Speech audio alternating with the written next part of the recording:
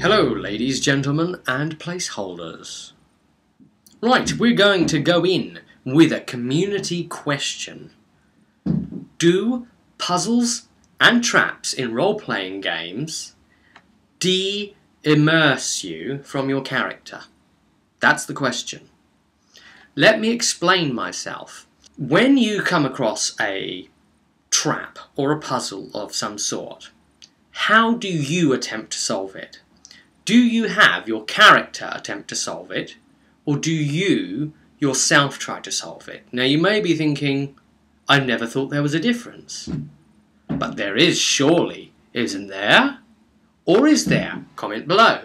What do you think? Do you think that that's something that it should just be the player switches off to and gets on with because puzzles and traps are hard enough as it is and you shouldn't need to worry about trying to roleplay it too? Or would it be that if there is that warrior who's not got a very high intelligence and experience in things, maybe he wouldn't be very sharp-witted to actually work this out. He should rely maybe on the wizard in the group. But then, what if the wizard in the group is supposed to be intelligent, if it comes down to that, and the player himself isn't intelligent enough to actually work out the puzzle, to live up to the mental prowess of his character? What then happens when the player is falling short if you try and implement such a system of real true? Now let's just say that you are a character, you're a blundering, blustering character, like a bull in a china shop, and you heavily suspect that the hallway you're walking down the middle of is massively booby-trapped.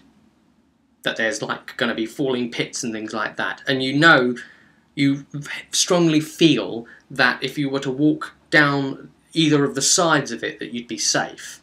Would you have your character still go down the middle because you feel that he wouldn't have worked it out or had the suspicion about it? Hence, like say a warrior acting like a rogue, sort of right onto it, or what? How would you handle it? I mean, do you think you'd, if your warrior player mentioned it, do you think you'd then like look at the rogue player and say, well, what do you think? Or what? And is it this sort of thing that you would allow or disallow roleplay bonus points for at the end? So the problem is, if you, the player, suspect that there is indeed a trap, but you don't think your character would, what do you do about it?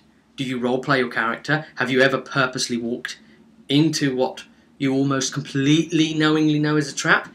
Here's another angle for you. Let's put it this way. Let's just say you've played the adventure before, on one of those rare occasions that it happens, or you also own the module. Let's just say you've GM'd it, but now you're in it as a player and you just need to get past this session to get to the stuff that you haven't GM'd, but you don't want to tell them not to do it because they all want to be able to experience it too. So you're kind of going in there. Do you keep your mouth shut about it? How do you handle it? What if you're on point? You're the one that's going to instigate the trap. It comes down to you at this point. How have you dealt with this very awkward situation? And we'll look at video responses if you want to give them, and comments below. Everyone should take a look at what you, the community, feel on this subject, because you've always got such a very interesting range of things to say with potential solutions, and that's why I like making these community question videos, just laying it open to you, because you're intelligent guys and you've had so much combined years of experience when we put you all together. And so that was it. Do puzzles and traps de-immerse you? How do you handle them, in character or out? This has been Robert James Fremantle, putting an intriguing question to all of you out there, because I also have so much respect for the RPG brigade that I love to get your replies on these particular subjects. And until next time, I will see you at the table.